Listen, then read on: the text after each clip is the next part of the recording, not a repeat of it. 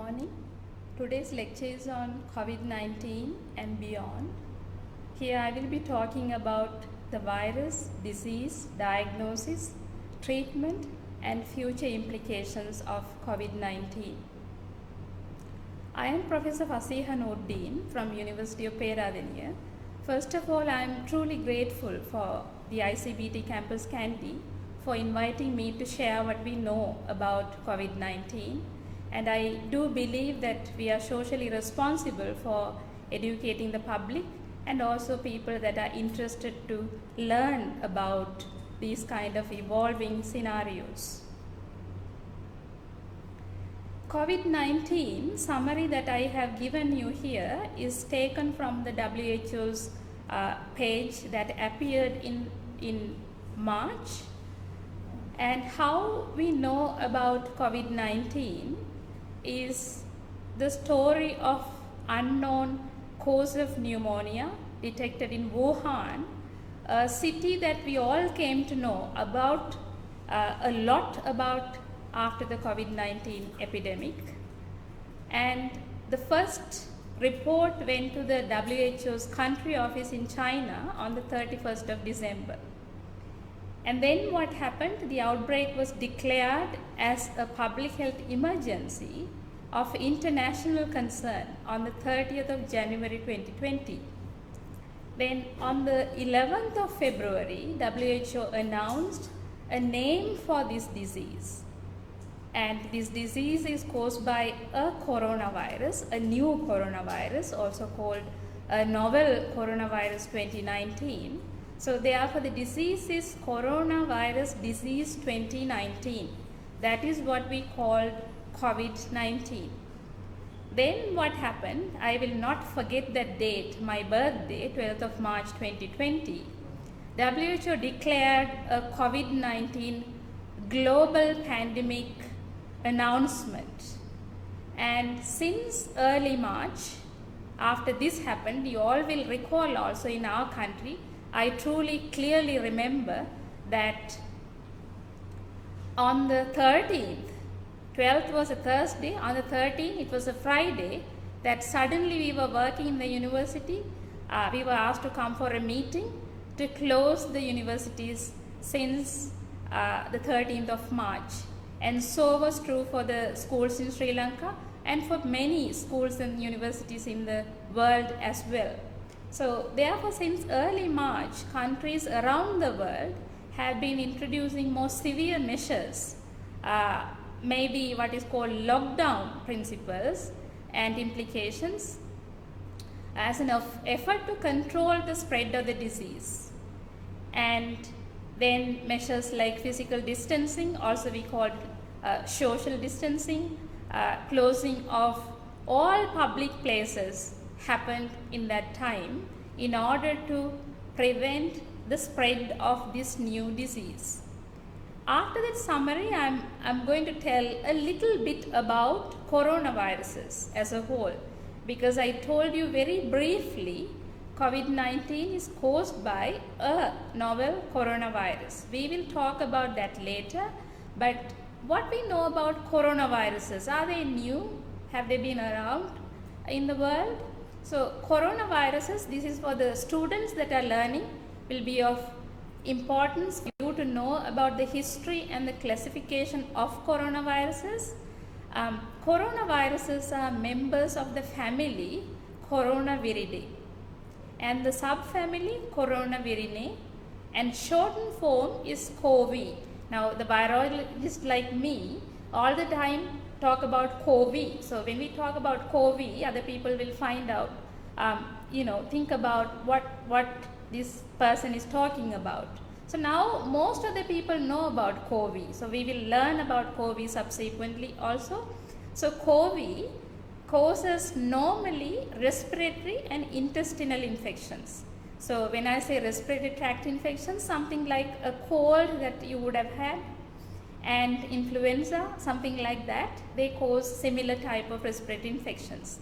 Sometimes they can also cause diarrheal diseases. These kind of infections are common in animals as well as humans. And this point is very, very important how then the coronaviruses evolve to become more pathogenic in humans. Like we have had pandemics in the past also caused by coronaviruses, but not to that extent that we are now experiencing. And then comes the subfamily Coronavirinae, has alpha, beta, gamma and delta coronaviruses. Again, this is also important epidemiologically for students that are interested. Alpha coronaviruses and beta coronaviruses, they infect mammals, while the gamma coronaviruses and the delta coronaviruses, they infect birds as well as mammals. So very, very importantly, the largest of all RNA viruses are the coronaviruses, and they have a big genome and they have a single stranded positive sense of RNA in the genome, and that is also is helping us in many ways in the diagnosis as well as to understand the differences of these coronaviruses very characteristically. And now I have put a little square, and that tells about different coronaviruses that have been around and caused epidemics in the past. So the human coronavirus OC43, human coronavirus 229E were coronaviruses that we knew about maybe since 1960s, causing respiratory tract infections. And then many of you would recall also what happened in 2003, what is called a SARS coronavirus, and 2012 the MERS coronavirus, the Middle Eastern Respiratory Syndrome coronavirus, and what we have now 2019 SARS coronavirus 2. So the question arises, why this is 2019 SARS coronavirus 2? Because 2003, that is 2003 SARS coronavirus was named as SARS coronavirus, so people have assumed that is 1, so the current one is 2. So these are the coronaviruses that have been epidemiologically important.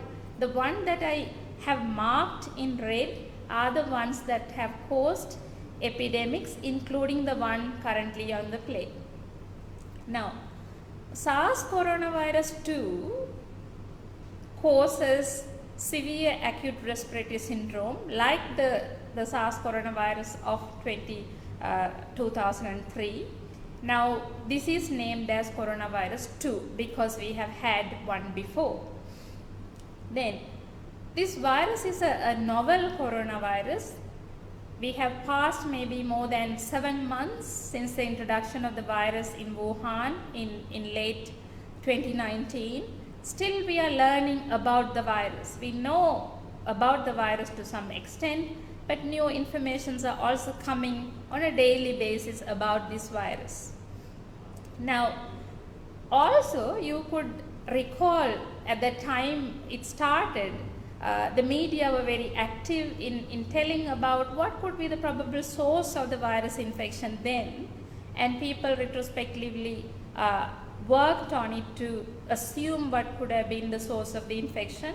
It probably started from animals because the story comes as it started from a live animal market in Wuhan, and subsequently the virus established in human beings and the spread occurred from human to human, and that is why we have epidemic number of cases occurring today globally.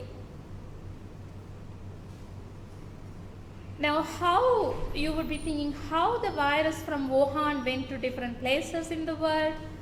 India and America are suffering today in a big way, and that is because of the international travel. So the international travel took the virus from the origin of the virus to different parts of the world, and now the virus is established and spreading in those locations where the virus is now, circulating in infected individuals as well as infected individuals that are diseased and infected individuals that are having the infection only. So many countries are suffering from COVID-19 cases today, and this WHO statistics tells almost every location in the world has recorded COVID-19 cases. There aren't any place that has not had a COVID-19 infection, when I checked last night in the WHO and the CDC sites. And although there is a lot we need to know about the virus, perhaps to produce an effective vaccine, maybe in years to come, we can still prevent the disease. That is an important thing that I will be talking about, the measures that are in place and the measures that we need to be planning and doing when we move on to different stages of the disease.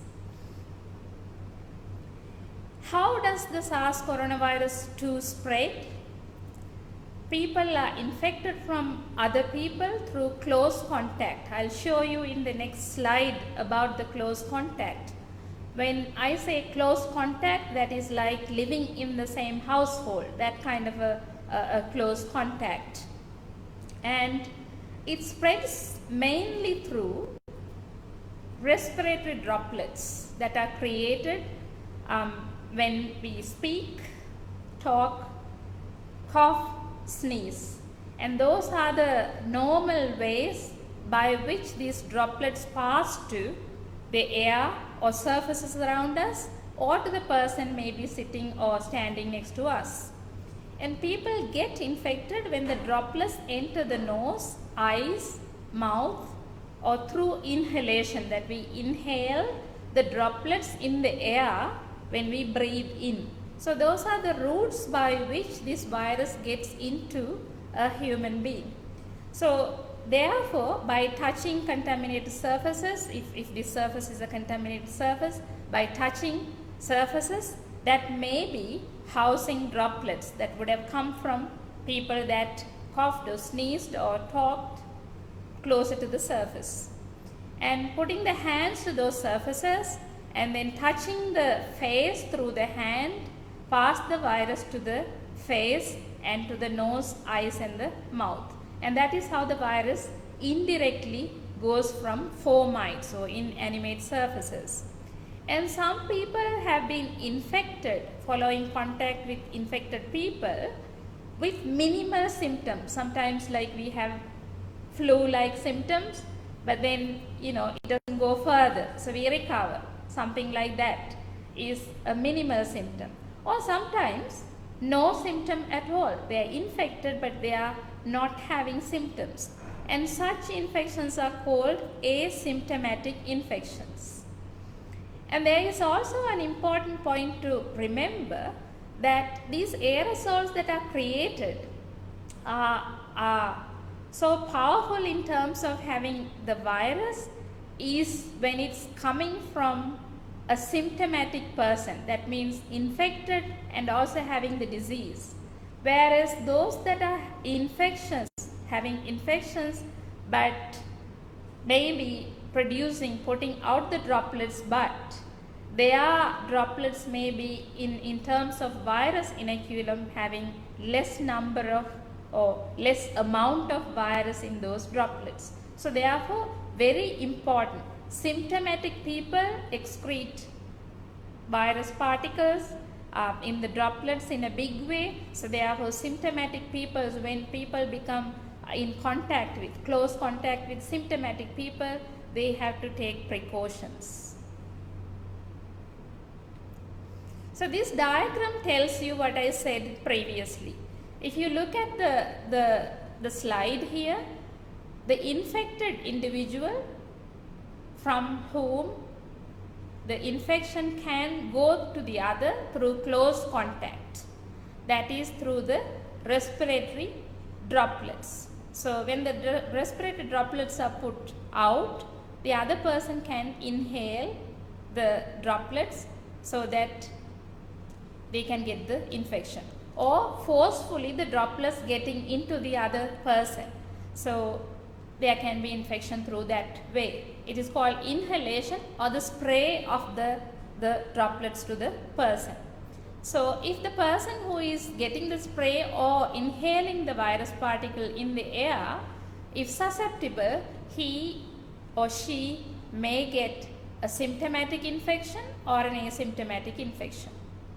And the infected individuals also can pass the virus particles to the air.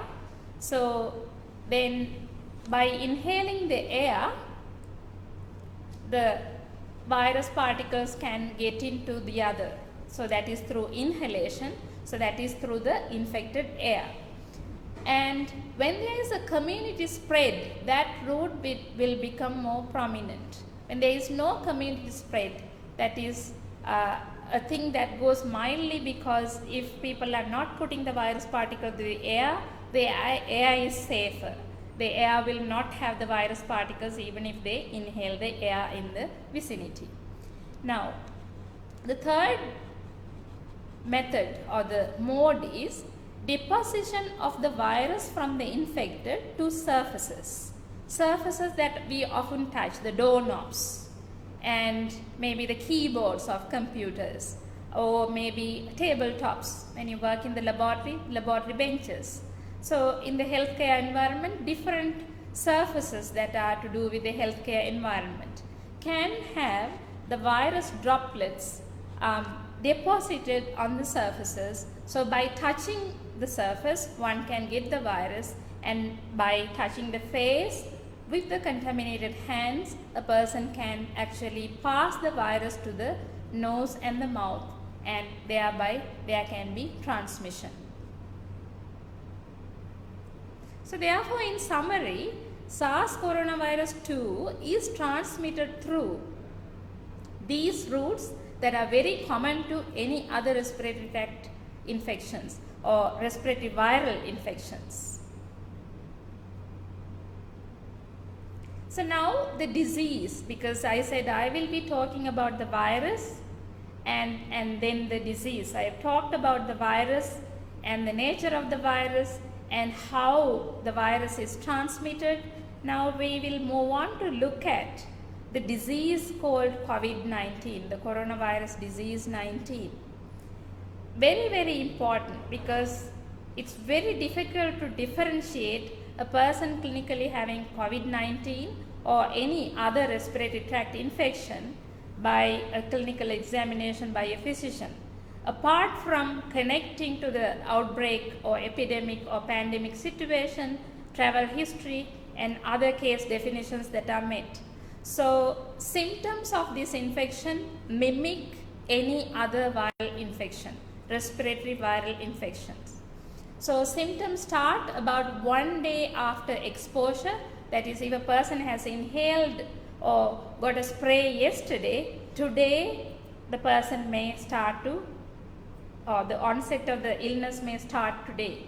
So it can be as long as 14 days, or some cases it can be more than that. So you all will remember that the quarantine period is for 14 days because of that reason. So it can be as short as 2 days, or it can be on average as long as 14 days. And remember that occasionally it can be even more than that. So that is why the quarantine is for 14 days. Some people have no symptoms, so we call them asymptomatic infections, whereas others have mild disease. So disease, but it's okay. They will be okay by being home and resting, having paracetamol or some home remedies. In some, it can be severe, and sometimes the infections can be fatal also. So many people that are infected having a symptomatic disease will have recovery in about 2 weeks. In others, some respiratory symptoms and fatigue as a result of this disease, the general exhaustion that comes may continue for weeks. So what are the common symptoms? Starts with fever and sore throat. The reason for taking the throat swab is because they have sore throat, so the virus will be found in the throat area, so getting the throat swab. Chills including rigors, chills with shaking, in normal terms shaking, medical term is rigors, fatigue and cough because of the respiratory infection evolving in the individual, and slowly moving to breathing difficulty. And when the shortness of breath and the breathing difficulty comes as the prominent symptom, and that is more severe, and such cases need medical attention. So now you know the disease, COVID-19 disease may vary from asymptomatic to mild, severe and fatal. So it can vary to an asymptomatic case to a fatal infection that the life is lost. So how can we diagnose COVID-19? Now I told you symptoms are similar to any other respiratory viral infection such as influenza.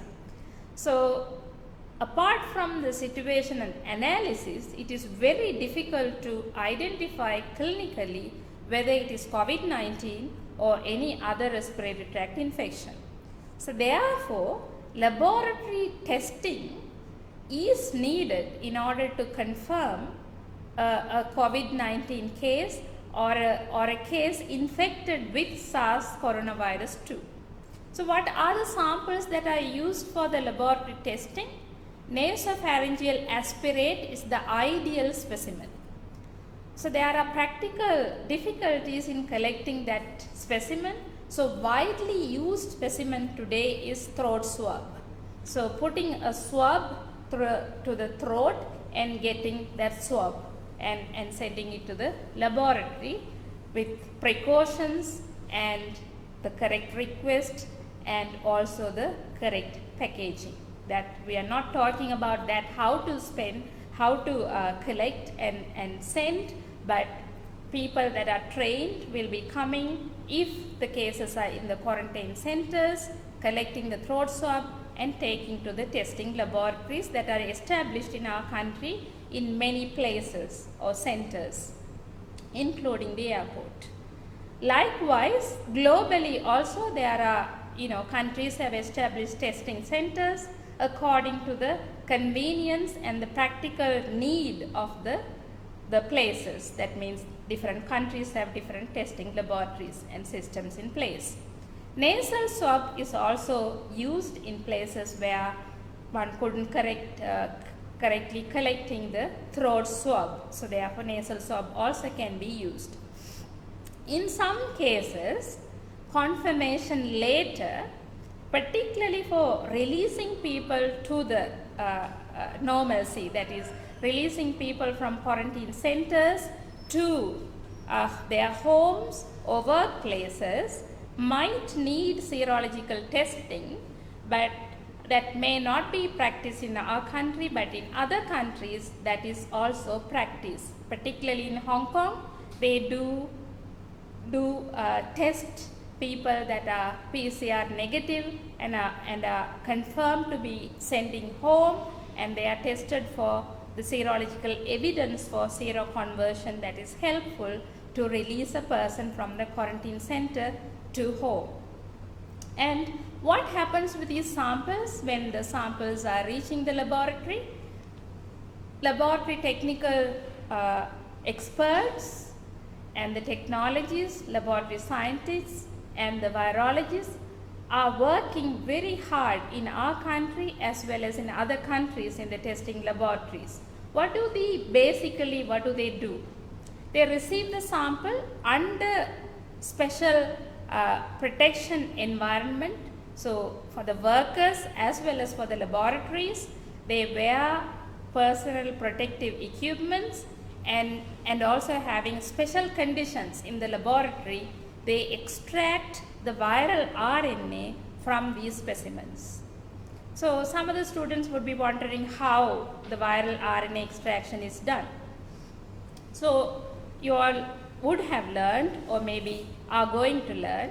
So what happens is the sample, the throat swab for example, will be coming to the laboratory, will be treated in the containment cabinet, we call it class 2 cabinets, and people with protection will be extracting the viral RNA from these samples. What do they basically do? They take the sample, they put what is called a lysis buffer to the sample. So then the sample will be lysed, because you all know viruses are obligate intracellular parasites. That means they are found inside the cells. So the virus here will be found in the epithelial cells. So there will be lysis of these cells in order to take out the virus RNA which is inside the cell. So following the lysis of the sample will be subjected to extraction. So what we do during the extraction, we separate the viral RNA through a spinning protocol, so that we extract the viral RNA to a membrane, and then we wash the viral RNA in order to purify the RNA. So from the sample, people then collect the purified viral RNA, and that viral RNA will be subjected to what is called a real-time polymerase chain reaction, real-time PCR assay. Now in public, whether you go to your workplace or in the uni or at the hospital or even at home, everybody talks about PCR. Everybody knows about PCR because of COVID-19. Earlier, people used to talk about NS1 because of dengue, because in Sri Lanka everybody knows about dengue, so everybody knows about NS1. Now everybody talks about PCR. So this extracted RNA will be subjected to what is called a real-time PCR. So what the real-time PCR does to the sample, it will be identifying in real time whether the SARS coronavirus 2 RNA is present in a person. That means in a sample that is taken from a suspected person from the quarantine center or a traveler coming to the airport. So if positive, the cases will be identified as positive. If negative, cases will be identified as negative. Particularly when they are in the quarantine center, before they are released also, they do a second PCR to confirm they are truly negative before they are released to the society. Now, understanding that will be helpful, so you know what happens to the sample and then what is a real-time PCR to detect SARS coronavirus 2. Now, next question will be, is there a specific treatment available to treat COVID-19? The answer is no. There are no specific antiviral treatments available to treat COVID-19. So what is happening is, people are treated to relieve the symptoms they call. Now, they are called, such a treatment is called symptomatic management. For example, if a person has fever, antipyretics are given to relieve fever. If a person has pain, pain relief is given to relieve pain.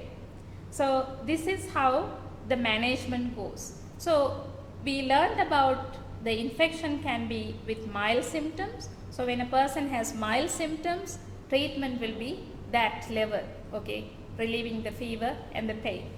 Severe symptoms, people with severe symptoms need medical care. So in the hospital, they'll be critically managed without a ventilatory support, without a mechanical ventilation, because they can manage with their care without a mechanical ventilation.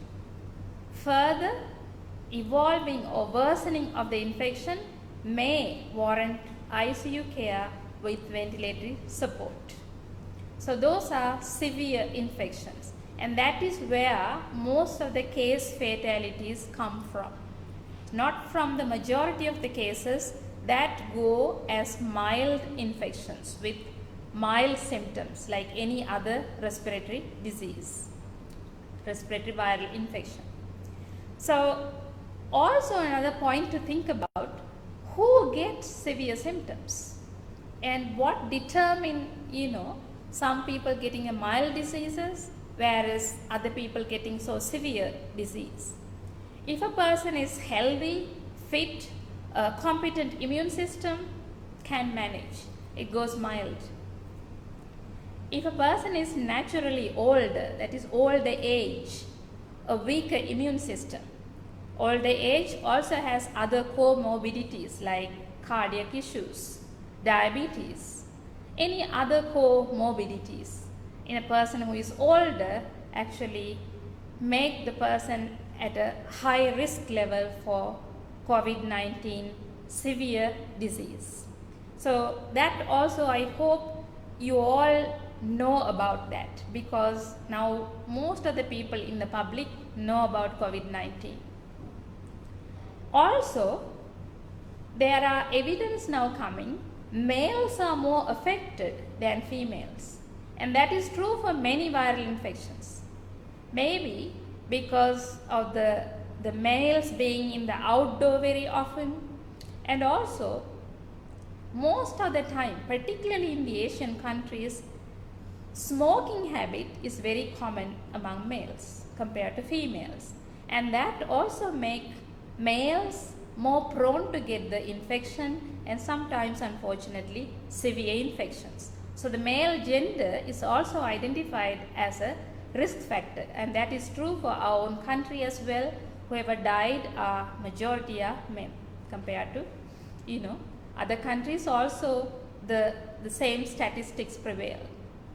Now, apart from the symptomatic treatment and also ICU care if necessary, many new drugs are tested at present in different laboratories globally. In places where high-end research happens, scientists are testing for new drug candidates.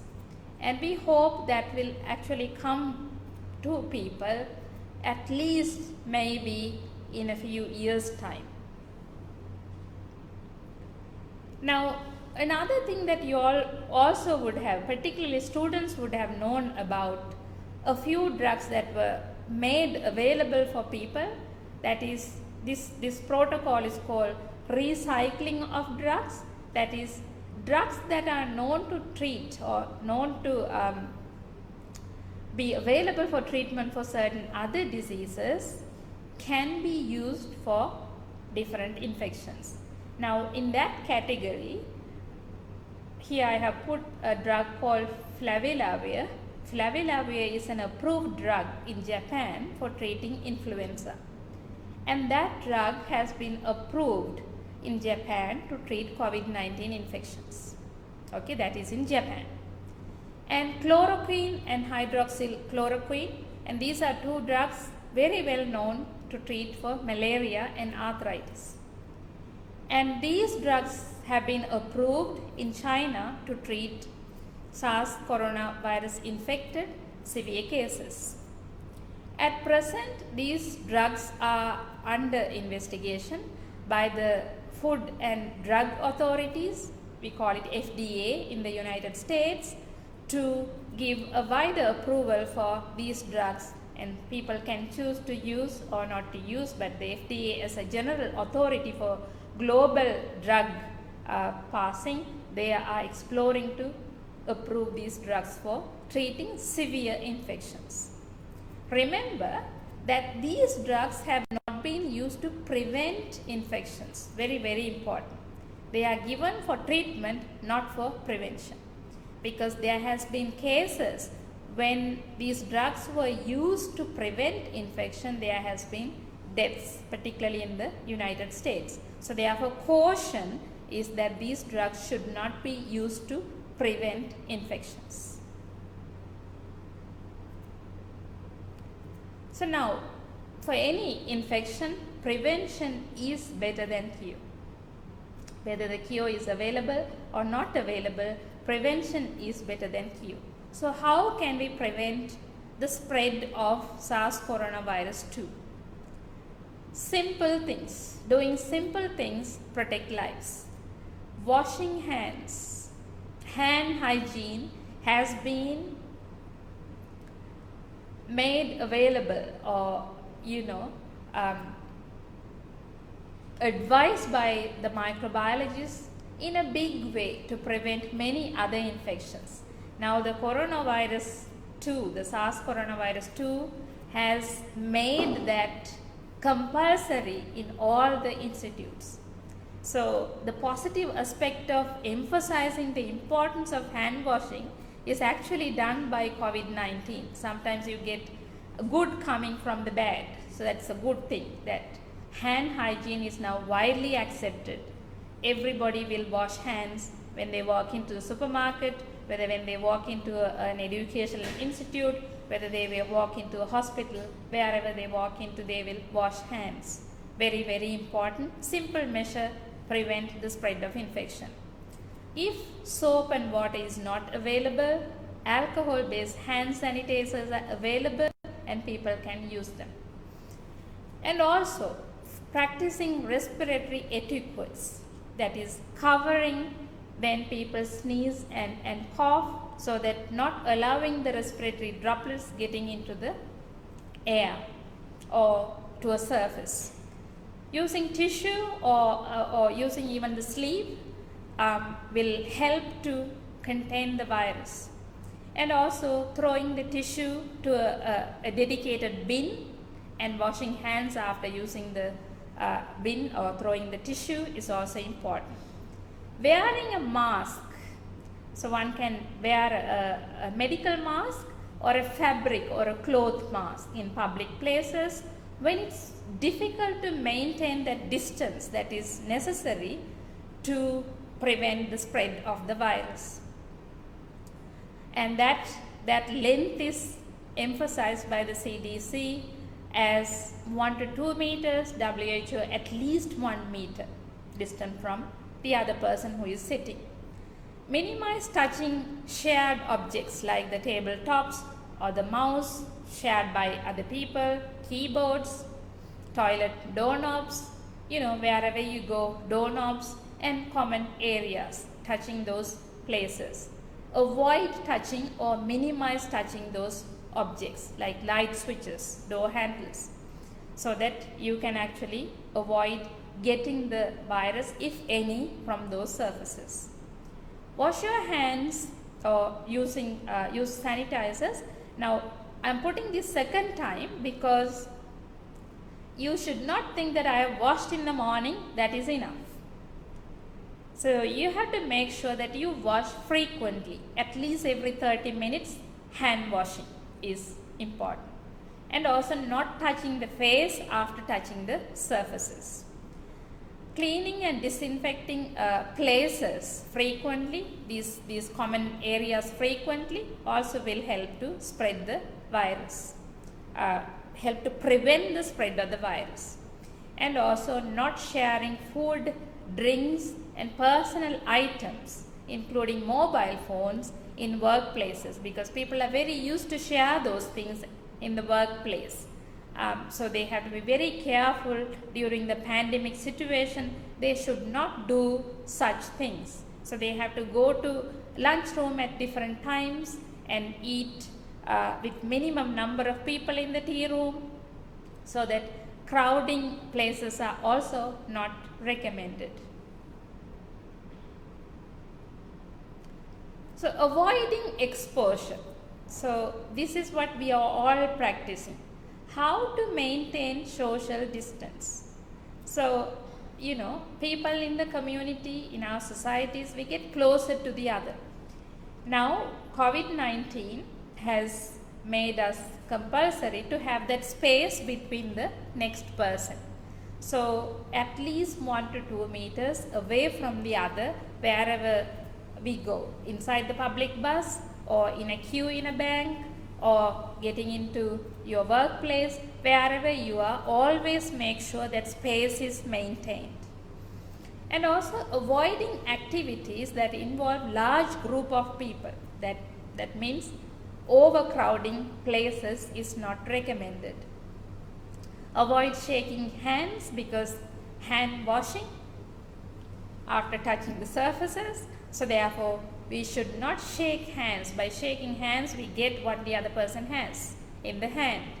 Kissing and hugging during social interactions should also be avoided. And also people generally avoid non-essential international travel. Very, very important. Keep away from people who are sick to avoid exposure through cough and sneeze, and also avoid visiting hospitals unless you need medical care. So by doing all of these measures, we can avoid or minimize exposure to the virus. And now coming to a very important thing that we are practicing in avoiding exposure is that using face masks to prevent exposure. Now in this we have to follow the national and global guidelines. Now we have guideline given in the Sri Lanka's epidemiology unit. Under Ministry of Health, we have guideline as to how to use mask in all 3 languages. WHO has a page that I have given you as a source as to how to use masks. So you don't have to ask anybody, just click on the page. It tells you as to how to use the mask, whether it's a medical mask or a cloth mask, fabric mask.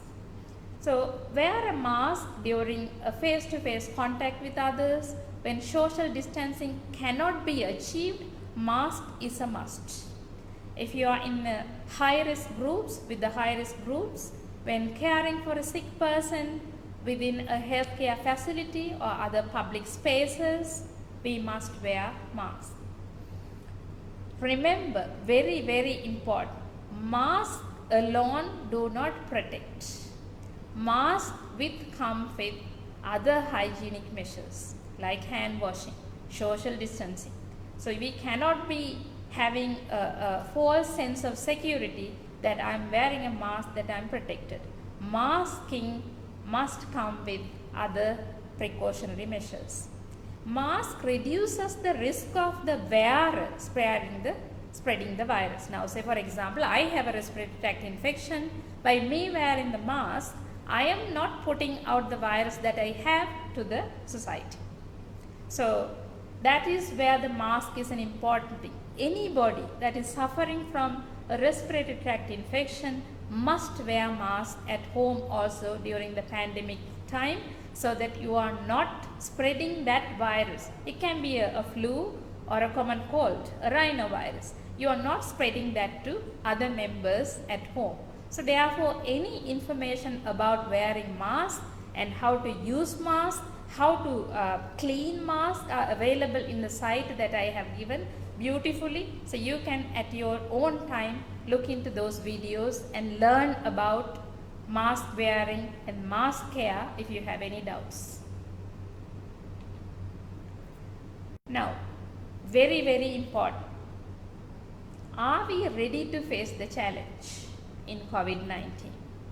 Now, in Sri Lanka, if you think about Sri Lanka, we are better off when compared to some other countries. Think about our neighbor.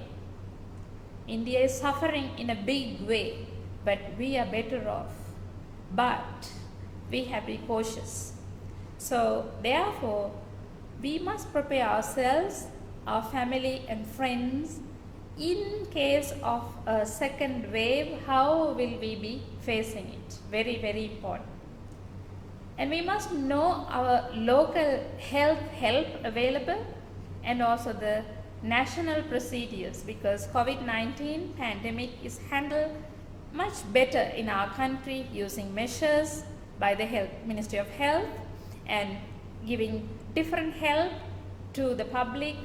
So therefore, we must know about what is available for us to know and practice, and also ensure that we have essential items at home, particularly food and household supplies and medicines, so that we don't have to go to the market every day, so that you do on a weekly basis. Make sure that we have that. And speak to your doctor if you are a person or if your family member has any medical conditions that needs care and control, so that those medical conditions are cared for and kept under control so that puts you in a better position to fight against COVID-19 if there is a second wave. Be fit and healthy, so get recommended amount of sleep every day, eat healthy diet, and also keep up with your physical activity. And that keeps you fit and healthy so that one can face if there is a danger of second wave. Plan how you will manage if authorities impose restriction for a week or two. Now we all have experienced lockdown from March to maybe mid-May. We all have undergone lockdown. We all have faced, we managed. So now we have practical experience as to face if any lockdown to come in the future, if any second wave to come. Okay, all if, so that we should be in a better position to face. And particularly if elderly people are at home and they have cardiac conditions, and better for them to have the influenza vaccine so that they will not become sick with influenza, so that there will not be also confusion between COVID-19 symptoms with influenza if they are protected. And also sometimes in the future, we don't know, we may have to look after a sick person at home with respiratory infection or otherwise.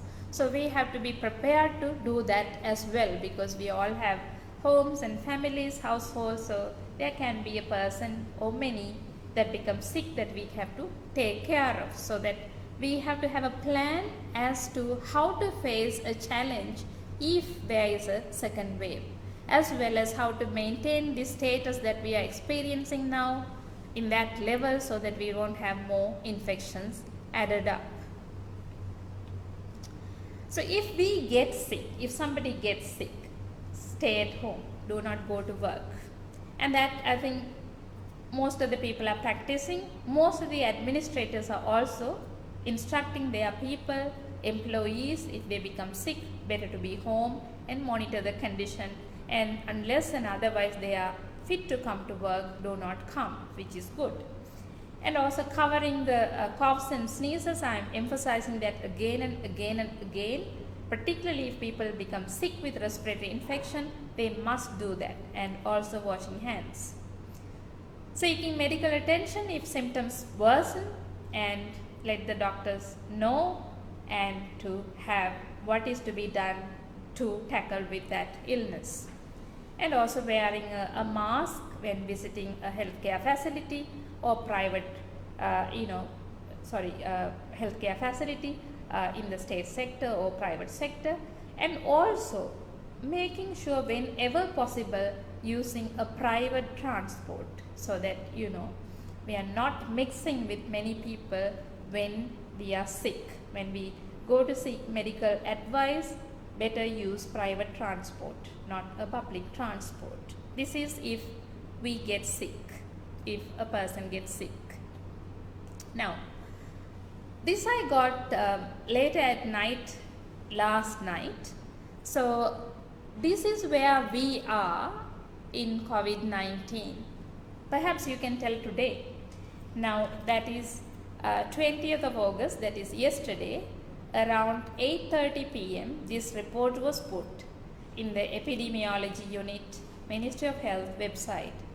So COVID-19 confirmed cases in Sri Lanka 2,918. Patients under medical care 142. Recovered this many. Deaths this many. So this is our COVID situation almost today, late last night. So if you compare this status with some other countries, they are doing really badly.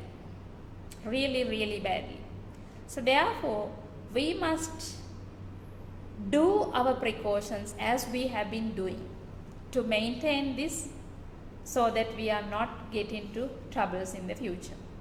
And also another important thing that I would like to emphasize, this Ministry of Health site coming in the epidemiology unit, I have put the full details here, has all information you need to tackle COVID-19, including the reports, mask wearing, and what can we do to minimize the spread of the COVID-19 in the country, what are the principles or guidelines the hospitals have, all of that is available. So students, you can visit this website at any time, get any information related to COVID-19 in our country. So this is very useful, very reliable site to get information. Do not get information from other sources. This is the site to get COVID-19 information in Sri Lanka. Now, from the same site, I got this also last night. So it says as of 20th of August 2020, this is the epidemic curve of COVID-19 in Sri Lanka. As they started on the 11th of March, you all will remember, 13th of March was the lockdown started from the schools to other public places. So the cases were maintained at a low level, and there was a rise in this time, sometime in April, and then going further, and there were cases, because that is to do with the cases coming in among the Navy, and then recently, particularly in a quarantine station, cases coming. So our epidemic curve is fairly going in a very healthy trend, and going like that, So it's putting us in a very better situation in COVID-19. So this again is available, updated every day, so you can have a look of the epidemic curve, what happens to the number of cases, is there a rise or going down, or what kind of trends are happening in the epidemic curve, that you can always have a look. Again, I have given the source from where I took the information. You can also have information from the same site. Right. Understanding Sri Lanka, we are better off, we are happy. What happens to the world? It's not so happy. And again, this trend data is available in the WHO website. Again, I have given the information with the place from where I took, so you can also browse this information. So whenever you click in a place, it tells you this continent, this many cases, this many deaths, this many new infections reported. Okay, so that we get more information coming from the WHO. As of 20th of August, that again yesterday,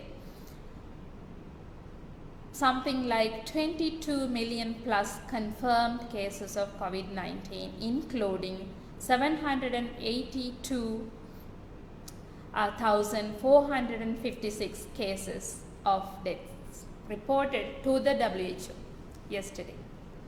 So, globally it is not so good.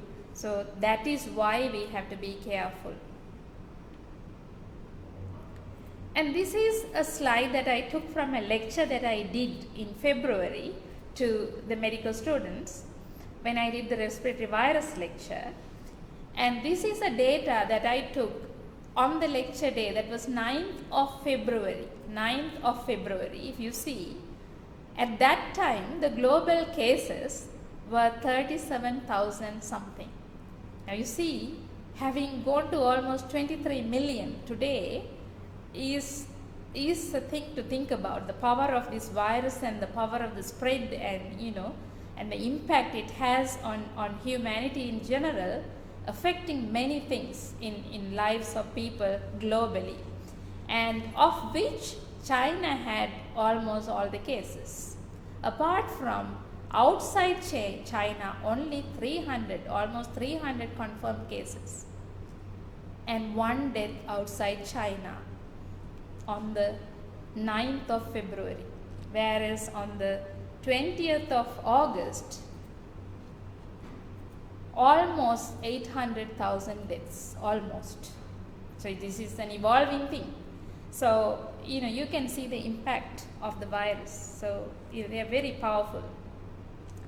And luckily I had that in the lecture so that we can actually see from that to where the world is. Now, screening and contact tracing is important to stop the spread. Now we are in a time that moving to, okay, after elections, our institutions are opening, schools are back to almost normal, the traffic is building, and all that is happening like the normal time. So therefore, we have to be even more careful on the precautionary measures that we take. So therefore, also important is screening of people that are suspected to detect sick people, and also at ports of entry, that I will do it later, people will be tested. When people coming from different countries to the airport, at the airport people will be screened for temperature as well as for the sample for testing, so that they can be released or quarantined. Anyway, they will be quarantined, but if they are infected, they will be sent to a hospital, hospital caring for COVID-19 in the country. If not positive, they will be sent to the quarantine center. So therefore, these are done. So always following the advice from the health authorities are very important.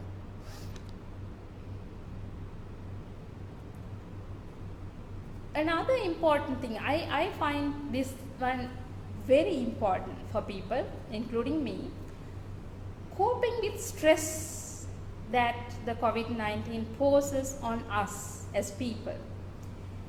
Now, you all would have gone through the lockdown. You were socially isolated from your family, friends sometimes, and that itself is stressful.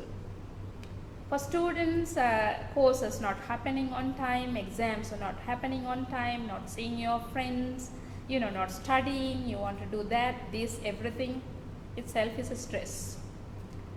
You can't go out, have meals outside, stress. So stress coming from different angles during this pandemic. So we have to think about health in those terms. Physically healthy as well as mentally healthy. So to become emotionally a balanced individual. So how to reduce stress during these pandemic times? Taking breaks from listening to news all the time news. Take a break from that. Do not follow social media on pandemic information. Focus on the facts of COVID-19, understand and protect you and your family and friends. If everybody does that, the society will be protected. Separate facts from the fake news and rumors, very, very important. Gather information only from reliable sources. I am giving you from where the reliable information can be taken by the public as well as healthcare workers and educators. So I'll give you the list, you can follow that. I think you know already about them. If stress continues to a particular person, so that person needs more help, so they can be directed to a counselor or a doctor who helps, their GPs or the doctor that they seek medical advice from, or someone trustworthy can be consulted to relieve stress. In the lecture, remember that I had virus, disease, diagnosis, treatment, and things associated with the virus, including stress and the future implications. How to tackle this pandemic in the future, or sometimes future pandemics. For the health community and the scientific community, the major challenge is developing antiviral drugs and vaccines for emerging new viruses, including coronaviruses. Very, very a big challenge. So people are working on it. So when I say people are working on it, it's people's energy, effort and money. And also the undesirable outcomes of COVID-19 pandemic also brings lot of issues in developing and implementing new strategies, health strategies. Also coping with high death rates, in countries where the death rates are high, caring for severely ill people, very, very difficult for healthcare workers and families. Stress related to the pandemic and the effects on the health and well-being, some people are depressed because of lockdown and because of not being able to meet up with friends, family, all that. Inflation, the economic recession, and that brings a lot of stress. Many people losing jobs, in Sri Lanka as well as in other countries, but Sri Lanka is doing much better than other countries. In the US, so many have lost jobs. So, these are stress coming from the COVID-19 indirectly. So that again will affect families, households, societies, countries, entire world. So these are the future implications of the pandemic. So now this page again I took from the WHO. Recovery and easing of restriction, they call it. Now we are moving to, in Sri Lanka, if you think about, we have already moved to normalcy. We will be moving further to normalcy, that we hear that the airport is going to be open soon, the limited number of flights are going to be entertained, all that is going to happen. So that is for our country. We are a smaller country, smaller population, but think about other countries, larger populations. When they open their airport, what will happen? So therefore, how we move from this to that transition is very important. And continue to practice precautions, and we must get into normalcy, but also be careful in preventing the spread of the virus. Also, the normalcy is very important because we cannot otherwise recover from the loss of the economy going towards the negative side. All that has to be put right, at least slowly, so that we have to get into normalcy, but we must also practice the precautions so that our getting into normalcy will not allow the spread of the virus in a big way. And these are the sites that I have given you for reliable information. So you can use the epidemiology unit website, the Ministry of Health, part of it, can click on get any COVID-19 related local information. And then the Sri Lanka College of Microbiology has COVID-19 guidelines. So you can click, this is also a local guidelines, Sri Lanka College of Microbiologists, they have put COVID-19 guidelines, so we can click and get information as you want. WHO has almost all the information available, all the scientific data available, and they have it available in 9 languages, so that people can get information from highly spoken languages globally. They have information in all those languages. And CDC has information for COVID-19, so people can use. And there is a very friendly and international site which gives more public information, more information useful for the general public they give. So you just click in the net and get information. So these are very reliable sites. They have all confirmed data, so that people can use reliable data to make decisions, not actually becoming stressed out on the fake news or news coming from the social media which is not confirmed.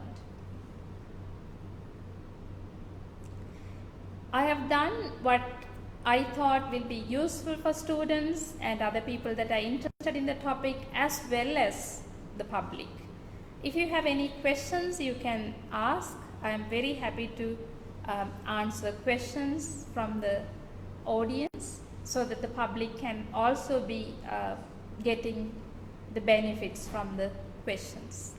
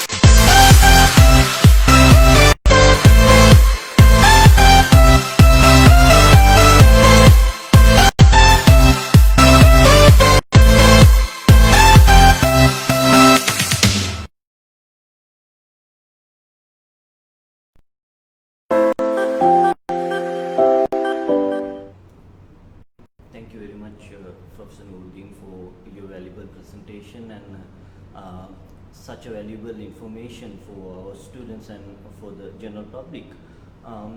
May I ask some questions from the public's perspective on COVID-19?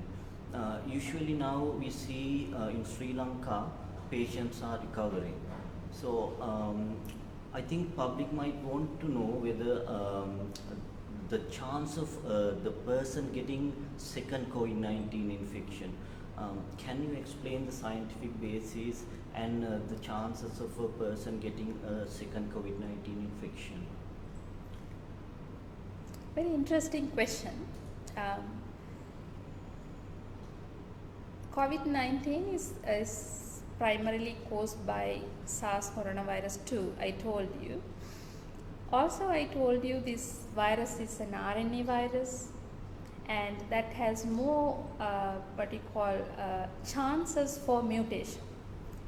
For example, if you think about an individual getting infected with a particular type of virus and become immune for a while, recovered and immune for a while to that virus. So therefore, that person getting a reinfection from the same virus during the time of immunity is impossible. Because why? This person is immune to that particular type of the SARS coronavirus 2. Perhaps the immunity has waned, that means immunity has declined, and that person is exposed to the virus. When there is no immunity, then there is a chance. You also must think there is a chance when multiple types of SARS coronavirus circulate, if a person get infected second time with the new SARS coronavirus 2, then there may not be immunity in the person to that new virus, so that there is a chance for that person to get a second infection after recovery from a different type of SARS coronavirus in the first place. So perhaps some types of SARS coronavirus 2 may be producing immunity for a while, cross-protecting some other types that, these kind of informations are now coming. So we do not know much about this, but primarily this is how I will answer. If a person get infected with the same type of virus while the person is immune to that virus, no chance. If the person is getting infected with a new virus, there is no immunity to that virus, there is a chance. If a person is partially immune to a particular virus and getting exposed to, may or may not get the disease. Again, some other concerns that the general public have is that they are using hand hygiene solutions, and we know that methanol or alcoholic solutions are there. Sometimes the understanding is and also the observations are sometimes these hand hygienic solutions can give adverse reactions. So how do a particular person cope with that? Very important question. And also I told you stress coming from different angle. This is one of the stress, I guess.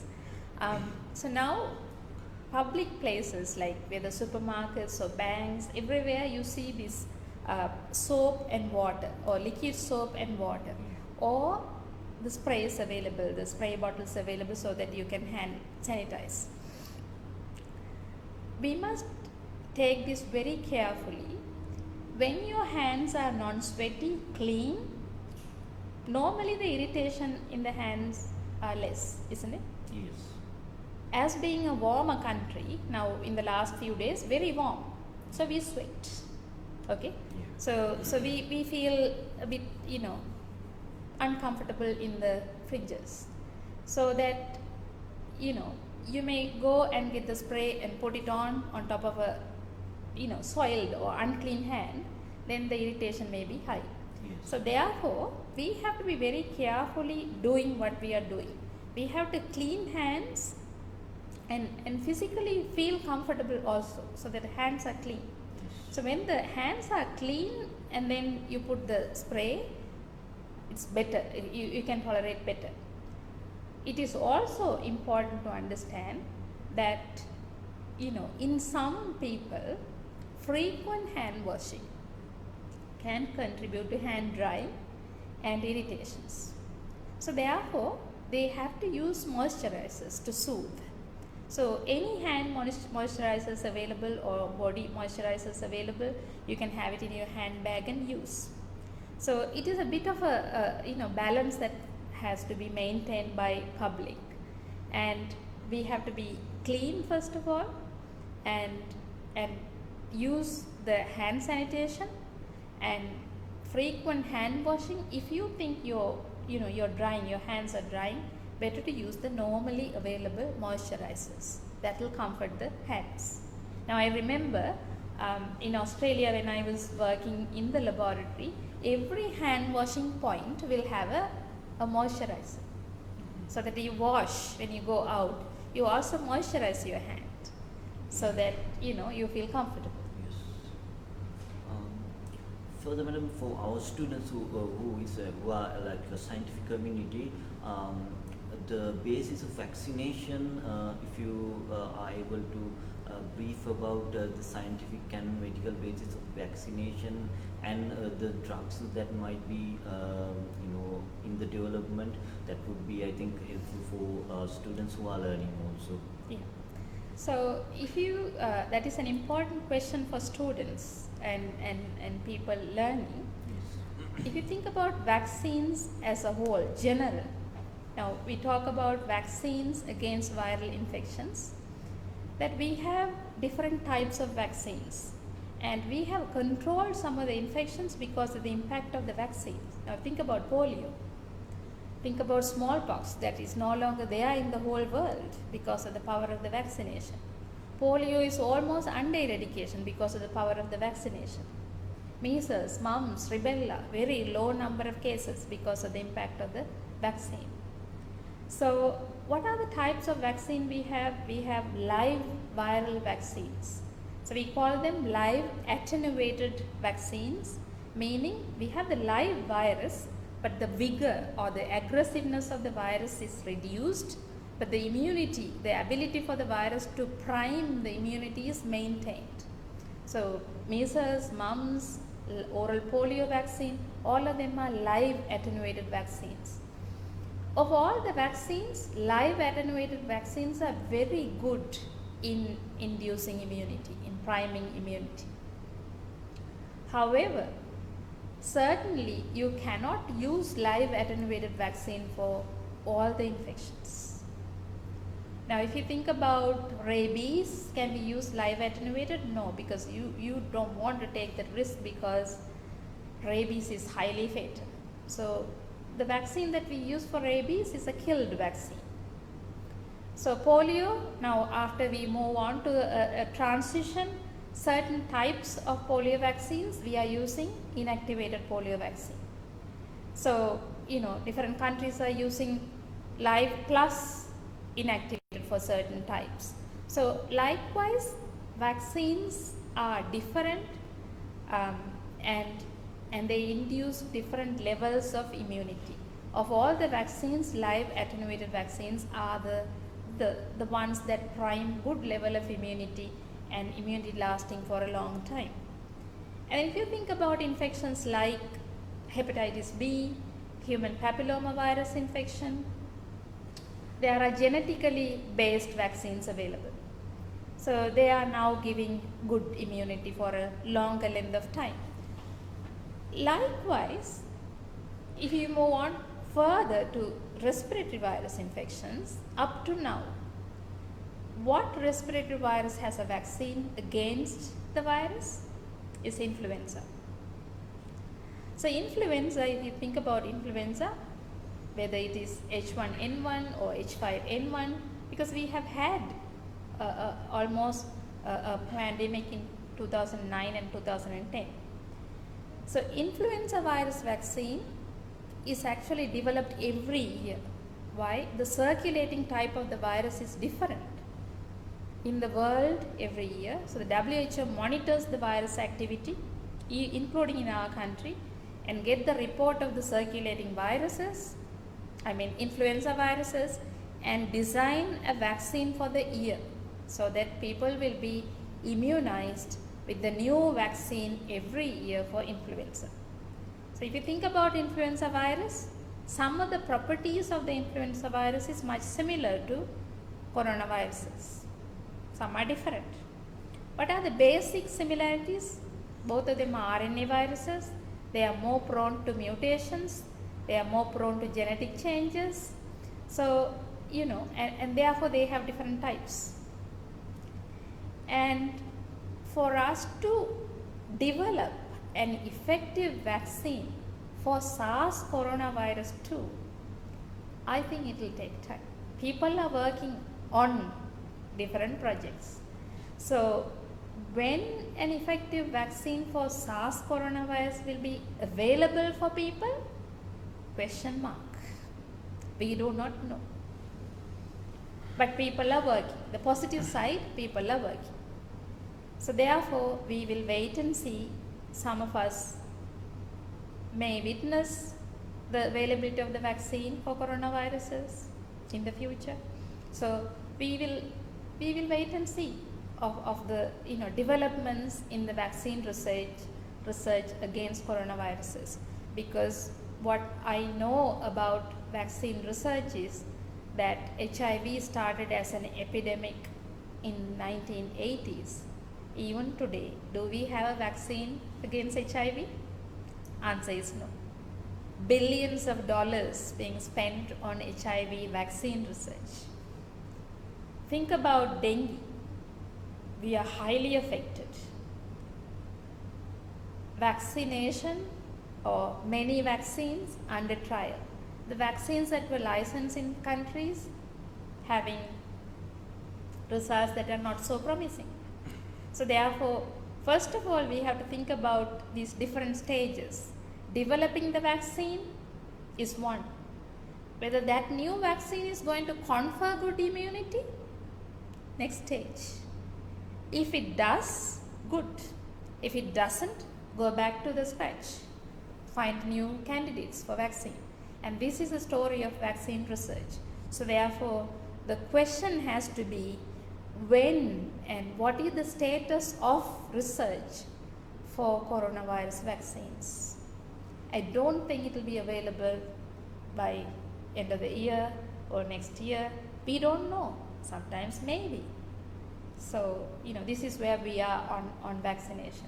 But the good thing is we have to be optimistic, because we have experienced the positive impact of good vaccines for many viral infections. So we hope for the best for coronavirus vaccine research as well.